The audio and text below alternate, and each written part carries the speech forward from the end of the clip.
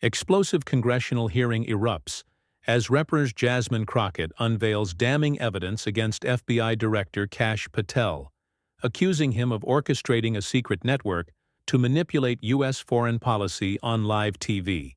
The room buzzed with tension, cameras flashing, as Representative Jasmine Crockett adjusted her microphone. The congressional hearing, broadcast live across the nation, had drawn a massive audience. At the center of the storm sat Kash Patel, the embattled FBI director, his face a mask of calm defiance. Known for his sharp intellect and unyielding loyalty to controversial administrations, Patel had weathered countless political battles. But today, Crockett, a rising star from Texas with a reputation for razor-sharp precision, was about to test his limits. The stakes couldn't be higher. Allegations of a secret back-channel network, orchestrated by Patel himself, to influence U.S. foreign policy without congressional oversight. Crockett's opening statement was measured but piercing. "Director Patel, the American people deserve transparency," she began, her voice steady. "We're here to discuss evidence suggesting you've bypassed official channels, misled this committee, and undermined the very principles of our democracy." The chamber fell silent. Patel leaned back, a faint smirk playing on his lips, as if daring her to continue. His confidence was palpable, a seasoned operative unfazed by political theater. But Crockett wasn't here for theater. She was here for truth. She started with a stack of classified memos, obtained through a Freedom of Information Act request, detailing encrypted communications between Patel and unidentified operatives. The memos, heavily redacted but damning in scope, hinted at a coordinated effort to bypass State Department protocols. Crockett read aloud a key passage. "Official logs are a liability. Use secondary channels to relay directives." The words hung in the air, their implications chilling. Patel's smirk faded slightly, but he quickly recovered, dismissing the memos as routine correspondence taken out of context. Crockett didn't flinch. She produced a leaked audio recording, its grainy quality doing little to dull its impact. Patel's voice, unmistakable, outlined steps to keep oversight in the dark, while advancing sensitive diplomatic objectives. Gasps rippled through the room. Reporters scribbled furiously, and social media exploded with clips of the audio. Patel's eyes narrowed, his composure cracking for the first time. "That recording is manipulated," he snapped, his voice tight. "This is a witch hunt, and I won't dignify it with a response." But Crockett was just getting started. She introduced a whistleblower's affidavit, sworn under oath, from a former FBI analyst who claimed Patel had personally instructed staff to delete communication logs. The analyst, risking their career, described a culture of secrecy under Patel's leadership, where loyalty to the director trumped legal accountability. Crockett's voice grew sharper as she questioned Patel directly. "Did you, or did you not, order the destruction of official records to conceal your actions?" Patel's response was evasive, a tangle of legal jargon that only deepened the room's unease. The hearing's intensity escalated as Crockett revealed a concealed surveillance transcript, obtained through a court order, linking Patel to unauthorized conversations with foreign agents. These discussions, conducted via encrypted apps, appeared to contradict official U.S. policy on trade negotiations with a key ally. The transcript was a bombshell, suggesting Patel had acted as a rogue diplomat, undermining the State Department's authority. Crockett's delivery was relentless, each word a calculated strike. "Director Patel, how do you explain these communications, which you never disclosed to Congress?" Patel's face tightened, his earlier confidence replaced by a flicker of panic. He leaned forward, gripping the table, and deflected. "I'm not at liberty to discuss classified matters." The room erupted in murmurs. Crockett's eyes locked onto his, unyielding. She hadn't raised her voice, but her calm authority dominated the chamber. The audience, both in the room and watching at home, could sense the tide turning. Patel, the untouchable operator, was unraveling under the weight of undeniable evidence. As the session neared its close, Crockett posed a final question. "Director Patel, do you believe you're above the law?" The silence that followed was deafening. Patel's jaw clenched, his eyes darting to his legal team. For a moment it seemed he might respond. Then, in a move that stunned the room, he invoked the Fifth Amendment. Gasps echoed, and Crockett's lips pressed into a thin line, not of surprise but of resolve. The hearing was far from over, and the nation was watching, waiting for the next revelation to tear Patel's carefully constructed facade apart. The chamber's air grew heavier, the weight of Patel's Fifth Amendment plea lingering like a storm cloud. Representative Jasmine Crockett stood motionless, her gaze piercing through the FBI director's faltering defenses. The nation, glued to their screens, sensed the seismic shift. Patel's invocation wasn't just a legal maneuver. It was a crack in his armor, and Crockett was poised to pry it open. The hearing, already a spectacle, was now a crucible, forging a confrontation that would define careers and reshape public trust. Crockett didn't rush to fill the silence. She let it simmer, her composure a stark contrast to Patel's visible unease. His hands, once steady, now fidgeted with a pen, betraying the pressure. The committee chair, a seasoned lawmaker, called for order, as whispers swelled among the spectators. Crockett raised a hand, signaling she wasn't done. "Director Patel," she said, her voice low but resonant, "your silence speaks volumes, but the evidence will speak louder." The room braced for what came next. She turned to a new exhibit, a digital ledger of encrypted transactions, allegedly tied to Patel's back-channel network. The ledger, sourced from a cybersecurity firm hired by the committee, mapped a web of offshore accounts linked to intermediaries who facilitated Patel's unauthorized diplomacy. Crockett projected the data onto a screen, each node a damning connection. "These accounts," she said, "funneled funds to operatives who carried out your directives, bypassing congressional approval. Can you explain this financial trail?"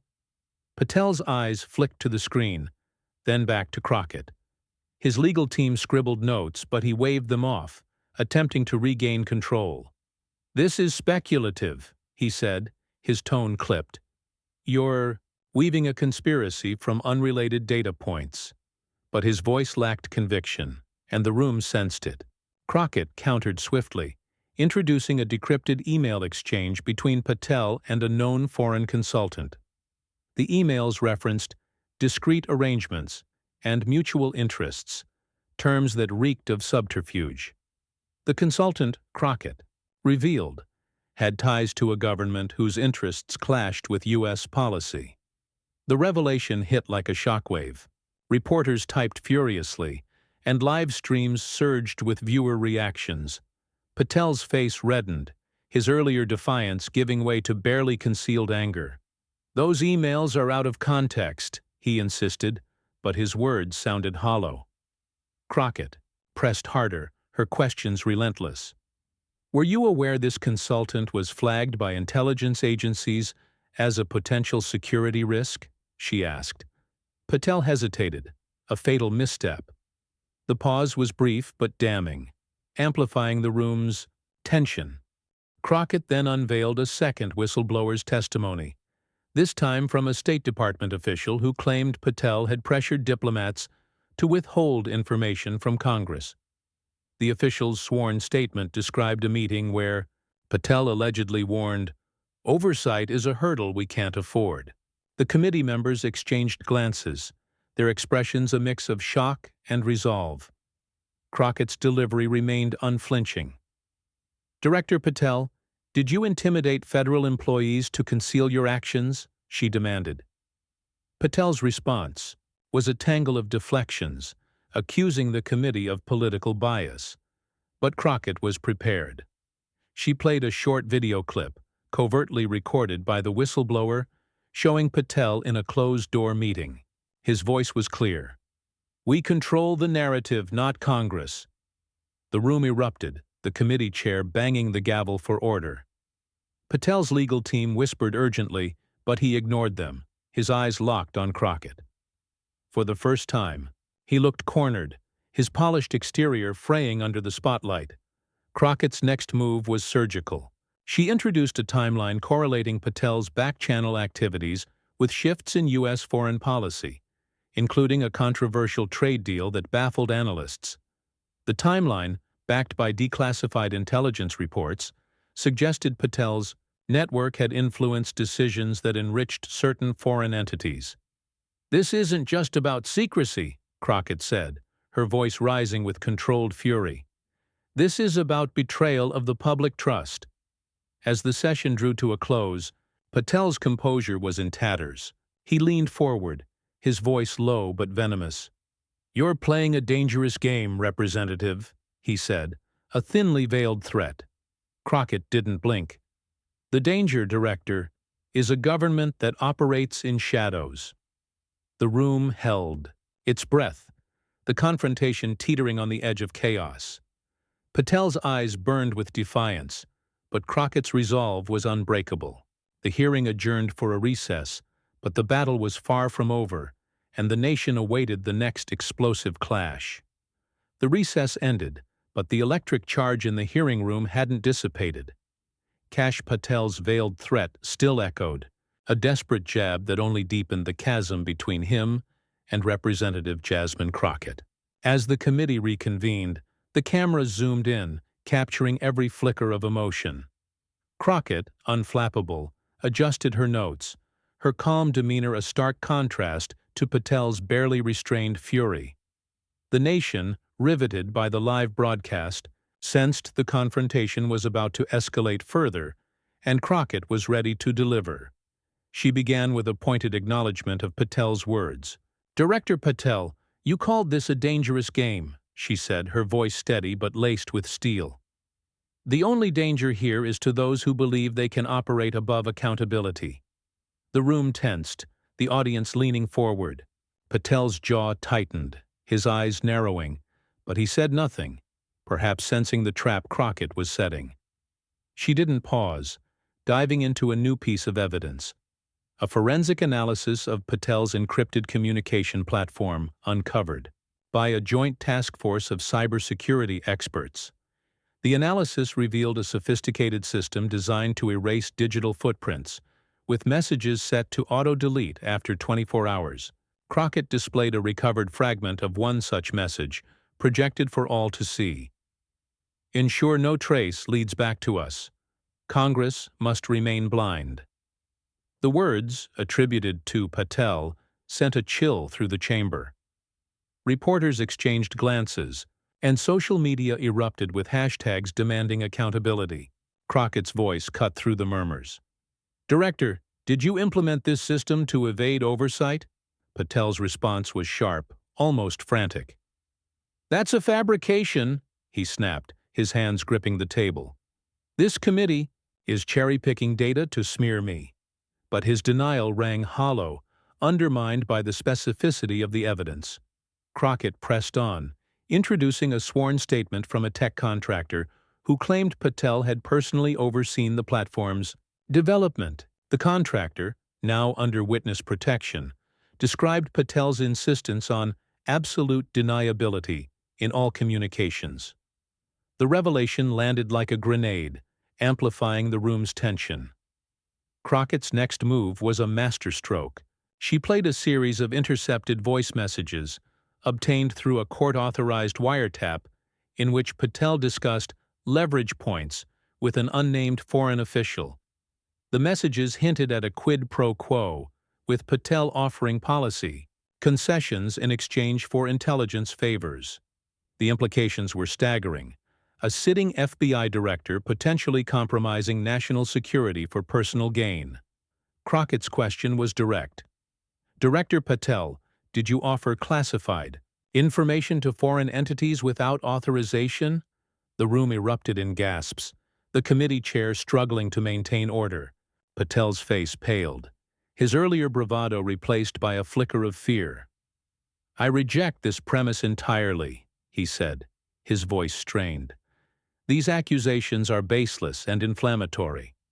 But his words couldn't quell the growing unease. Crockett, unrelenting, introduced a corroborating document, a classified memo from a U.S. intelligence agency, flagging Patel's communications as a significant breach of protocol. The memo's existence stunned even the committee members, who shifted uncomfortably in their seats. The confrontation reached a fever pitch as Crockett revealed a third whistleblower, a former aide to Patel, who claimed to have witnessed him shredding documents after a closed-door meeting.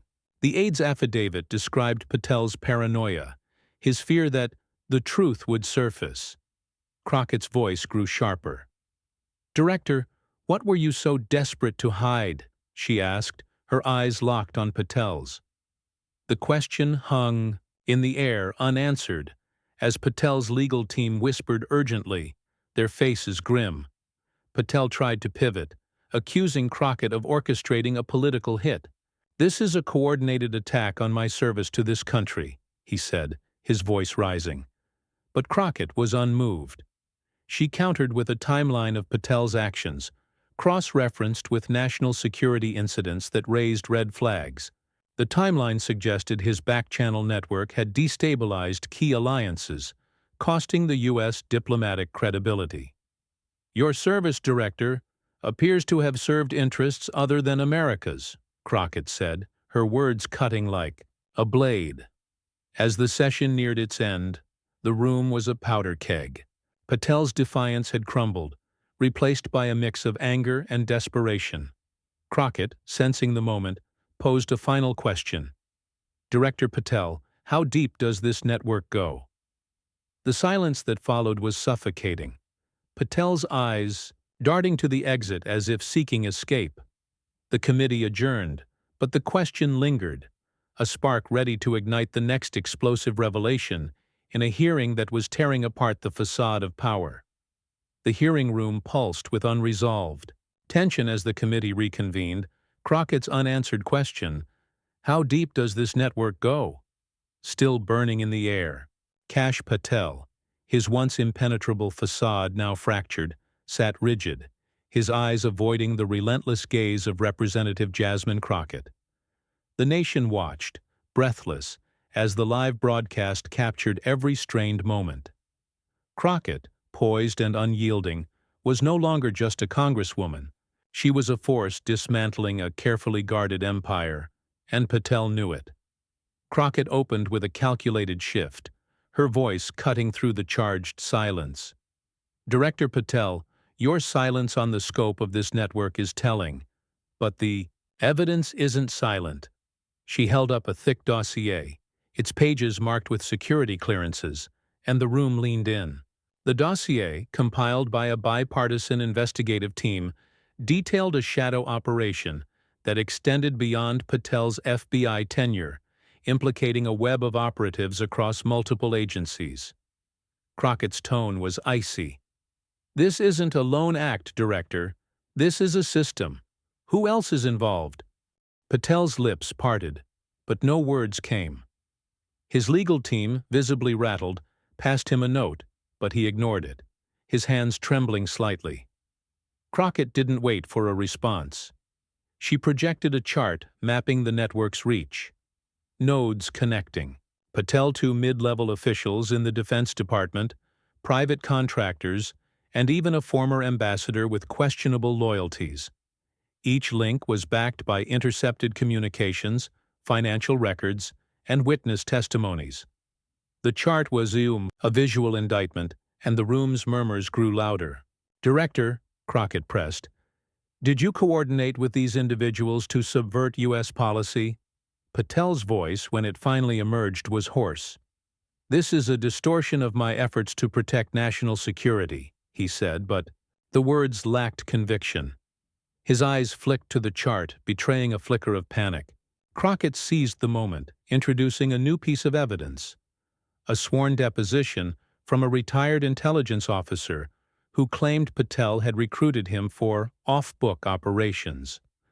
The officer's account described clandestine meetings, where Patel outlined a plan to reshape U.S. foreign policy without congressional interference. The deposition's details were chillingly specific, naming dates and locations. The room erupted in gasps, reporters scrambling to capture every word. Crockett's delivery remained relentless. "Director Patel, did you enlist federal employees for unauthorized missions?" she asked, her voice a blade. Patel's response was a weak deflection, accusing the committee of misrepresenting his intentions. But Crockett was ready. She played a grainy video, sourced from a whistleblower's hidden camera, showing Patel in a dimly lit office, instructing aides to keep the circle tight and avoid paper trails. The video's authenticity was undeniable, and Patel's face drained of color. The confrontation intensified as Crockett revealed a financial audit, conducted by an independent firm, that traced millions in unaccounted funds to entities linked to Patel's network. The audit suggested the money had been used to influence foreign elections, a bombshell that stunned even the most seasoned committee members. Crockett's question was direct. "Director, did you divert taxpayer dollars to manipulate international outcomes?" The accusation hung heavy, and Patel's silence was deafening, his earlier defiance replaced by a haunted expression. Crockett's next move was a masterclass in precision. She introduced a leaked diplomatic cable, intercepted by Allied intelligence, that referenced Patel's back channel as a destabilizing factor in U.S. relations. The cable, marked urgent, warned of eroded trust among allies due to Patel's rogue actions. Crockett's voice rose with controlled outrage. "Your network didn't just bypass oversight, Director. It jeopardized our credibility on the world stage." The committee chair banged the gavel as the room buzzed with disbelief. Patel, cornered, lashed out. "You're twisting facts to fit a narrative," he spat, his voice shaking. "I served this country honorably." But Crockett was unmoved. She countered with a final piece of evidence, a text message recovered from a seized device, where Patel boasted to an associate, "We're rewriting the rules, and no one can stop us." The message was a gut punch, its arrogance exposing Patel's hubris. Crockett's eyes locked onto his. "Director, who gave you the authority to rewrite the rules?" The session closed with Patel visibly shaken, his legal team scrambling to regroup. Crockett's question lingered, unanswered, as the committee adjourned. The nation, gripped by the unfolding drama, knew the hearing was building to a climax that would expose the full extent of Patel's shadow empire, and Crockett was leading the charge.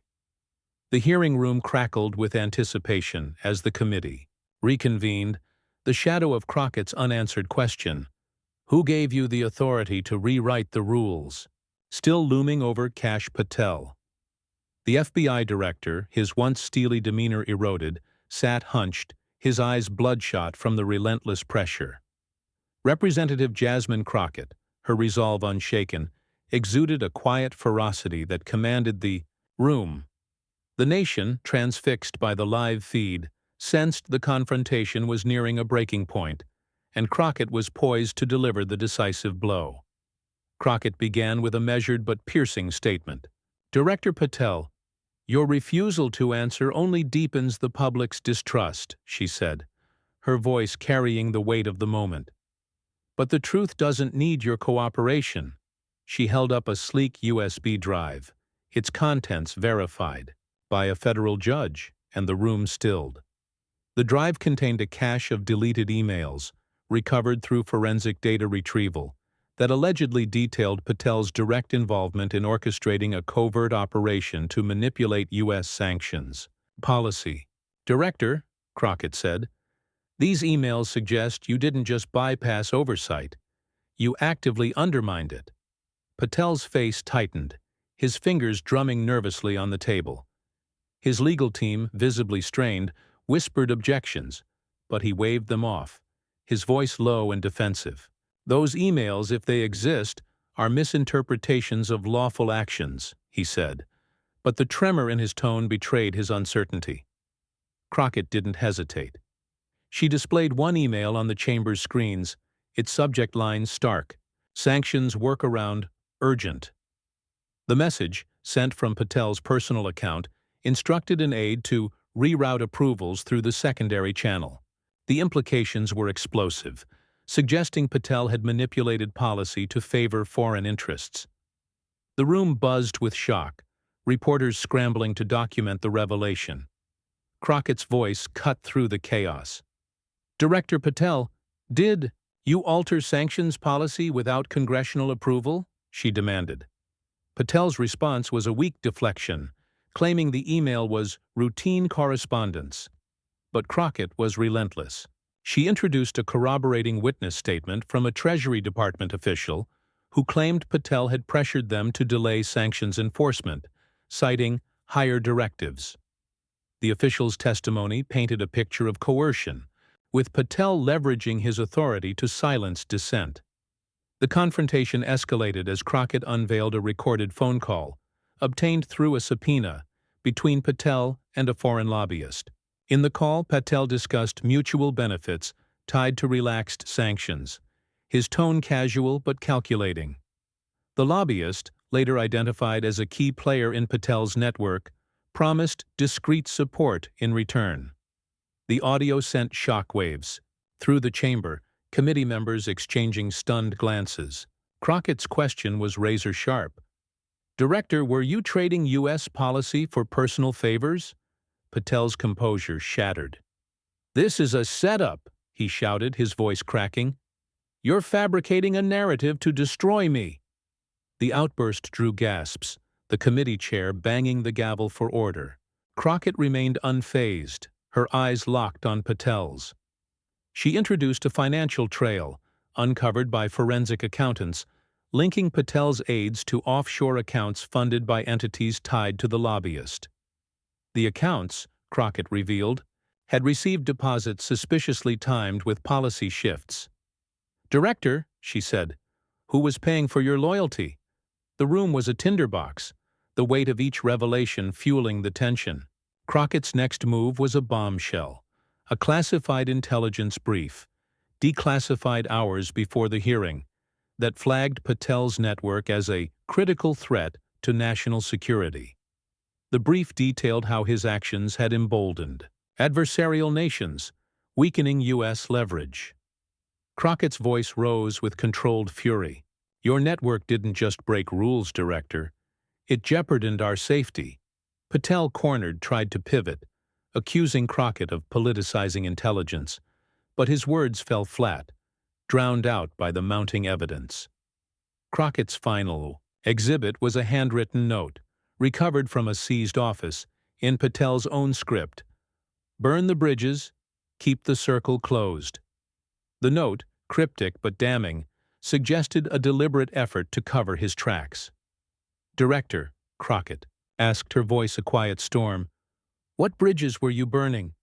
The session ended with Patel silent, his face a mask of defeat. Crockett's question hung in the air, unanswered, as the committee adjourned. The nation, gripped by the drama, knew the hearing was hurtling toward a reckoning, with Crockett dismantling Patel's empire piece by piece, and the truth closing in. The hearing room, now a crucible of truth, buzzed with raw energy as the committee reconvened. Kash Patel's silence at the last session, his face etched with defeat, had left an indelible mark. Representative Jasmine Crockett's unanswered question, "What bridges were you burning?" hung like a guillotine, and the nation, riveted to the live broadcast, sensed the final reckoning was near.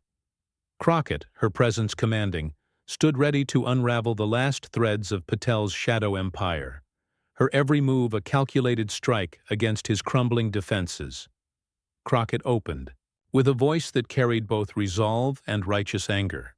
"Director Patel, your refusal to answer betrays the public's trust, but the evidence speaks for itself," she said, her eyes piercing through him. She held up a sealed envelope, its contents authenticated by a federal court, and the room stilled. Inside was a decrypted manifest of Patel's covert operations, recovered from a hacked server linked to his network.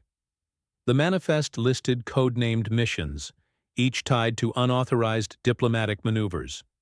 "Director," Crockett said, "this is your blueprint for betrayal. Care to explain?" Patel's hands clenched, his knuckles white, but his voice was barely a whisper. "That document is a forgery," he muttered, his eyes darting to his legal team, who sat frozen. Crockett didn't blink.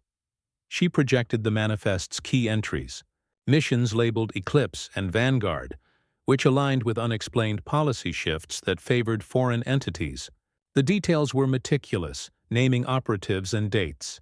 The chamber erupted in murmurs, reporters typing furiously as social media exploded. Crockett's question was unrelenting. "Director, did you authorize these missions to undermine U.S. interests?" Patel's response was a desperate grasp at deflection. "This is speculative nonsense," he said, his voice cracking. But Crockett was prepared. She introduced a fourth whistleblower, a former CIA operative who had worked under Patel's directives. The operative's sworn testimony described being tasked with discreet negotiations that bypassed official channels, with Patel insisting on no records, no traces. The testimony was a gut punch, and Patel's face paled, his earlier defiance reduced to a flicker of fear. The tension soared as Crockett played a new audio clip, sourced from a whistleblower's covert recording. Patel's voice, cold and deliberate, instructed an aide. "If Congress asks, we never met these people." The clip's context was damning, referencing meetings with foreign agents flagged by intelligence agencies. The room gasped. Committee, members exchanging stunned looks. Crockett's voice cut through the chaos. "Director Patel, how many meetings did you hide from oversight?" she demanded, her gaze unyielding. Patel's legal team scrambled, whispering objections, but he waved them off, his voice rising in a rare outburst. "You're twisting my words to fit your agenda," he shouted, slamming a fist on the table. The room fell silent, the outburst a stark contrast to Crockett's calm authority. She countered with a bombshell. A satellite image, declassified that morning, showing Patel at a remote location with known foreign operatives, a meeting never disclosed to Congress. The image, time-stamped and verified, was undeniable proof of his duplicity. "Director," Crockett said, "what was the purpose of this rendezvous?" The question landed like a thunderbolt, and Patel's silence was deafening. Crockett pressed on, revealing a financial ledger that tied Patel's network to a slush fund used to bribe foreign officials. The ledger, audited by an independent firm, showed transactions suspiciously timed with diplomatic concessions. "Director, were you buying influence with taxpayer money?" Crockett asked, her voice a controlled inferno. The committee chair struggled to maintain order as the room buzzed with disbelief. Crockett's final exhibit was a classified report from an allied nation, warning that Patel's network had compromised joint intelligence operations. The report labeled his actions a breach of trust, costing the U.S. critical alliances. Crockett's voice rose with urgency. "Your empire, Director, didn't just break laws, it fractured our security." Patel, cornered, muttered a weak denial, but his words were drowned by the weight of evidence. As the session closed, Crockett posed a final, devastating question. "Director Patel, who was pulling your strings?" The room held its breath, Patel's eyes wide with panic, his empire in ruins. The committee adjourned, but the nation knew the hearing was barreling toward a historic climax, with Crockett's pursuit of truth exposing a conspiracy that reached far beyond one man. The hearing room, now a battlefield of truth, vibrated with the weight of Crockett's final question. "Who was pulling your strings?" As the committee reconvened for the last time, Kash Patel, his empire in tatters, sat slumped, his eyes hollow, the panic from the previous session replaced by a grim resignation. Representative Jasmine Crockett, her resolve a beacon, stood tall, her presence a force that had reshaped the nation's understanding of power and accountability. The live broadcast, watched by millions, crackled with anticipation as Crockett prepared to deliver the final blow, exposing the full scope of a conspiracy that had shaken the Republic. Crockett began with a voice that resonated with unshakable conviction. "Director Patel, your silence on who orchestrated this network is a confession of complicity," she said, her gaze unrelenting. She held up a single sheet of paper, a declassified intelligence summary, its contents explosive enough to end careers. The summary, vetted by multiple agencies, named Patel as the linchpin in a conspiracy involving rogue elements within the government and foreign operatives. "Director," Crockett said, "this isn't just your network. It's a betrayal of our democracy. Who was at the top?" Patel's lips trembled, his legal team motionless, their faces ashen. "I have nothing to say," he muttered, his voice barely audible. Crockett didn't flinch. She projected the summary's key findings. A cabal of high-ranking officials and private financiers had backed Patel's operations, aiming to reshape U.S. policy for profit and power. The room gasped as names emerged, none present, but all recognizable, their influence long suspected but never proven. Crockett's voice was a blade. "Director, did you serve these shadow architects at the expense of our nation?" The chamber erupted, reporters scrambling, social media ablaze with the revelations. Patel's eyes darted to the exit, but there was no escape. Crockett introduced a final whistleblower, a former confidant of Patel's, whose testimony sealed his fate. The confidant, now cooperating with prosecutors, described a secret meeting where Patel received orders from an unnamed financier, promising untouchable status for his loyalty. The testimony was corroborated by bank records showing payments to Patel's associates, timed with key policy shifts. "Director," Crockett asked, "how much was your integrity worth?" Patel's silence was a surrender, his defiance extinguished. Crockett pressed on, revealing an intercepted video call, its audio crystal clear. Patel, speaking to an unidentified figure, said, "We've got the system wired. Congress won't touch us." The arrogance in his voice stunned the room, the committee chair banging the gavel as murmurs swelled. Crockett's question was surgical. "Director, did you believe you could outmaneuver the American people?" Patel's head bowed, his silence a confession. The climax came as Crockett unveiled a Justice Department referral, drafted during the recess, charging Patel with obstruction, conspiracy, and abuse of power. The referral, backed by the committee's evidence, demanded his immediate suspension pending a federal investigation. The room fell silent, the weight of the moment sinking in. Crockett's voice rose with controlled fury. "Your network thrived in shadows, Director, but the light of truth has exposed you. This isn't just about you, it's about restoring trust in our institutions." Patel's legal team objected, but their words were drowned by the room's resolve. Crockett's final statement was a masterstroke. She turned to the cameras, addressing the nation. "This hearing proves no one is above the law. We, the people, demand transparency, and we will hold power accountable." The chamber erupted in applause, committee members nodding in rare unity. Patel, escorted out by security, was a broken figure, his empire dismantled, his name synonymous with betrayal. The hearing's aftermath was seismic. Crockett, hailed as a hero, became a symbol of integrity, her name trending globally. The Justice Department launched a sweeping investigation, targeting the network's architects, promising further accountability. The nation, galvanized by the drama, debated transparency and reform, with Crockett's precision and restraint inspiring a new era of trust. Patel, facing trial, faded into infamy, his legacy a cautionary tale of hubris. As the cameras shut off, Crockett walked out, head high, knowing she had not just won a battle but ignited a movement for truth that would endure.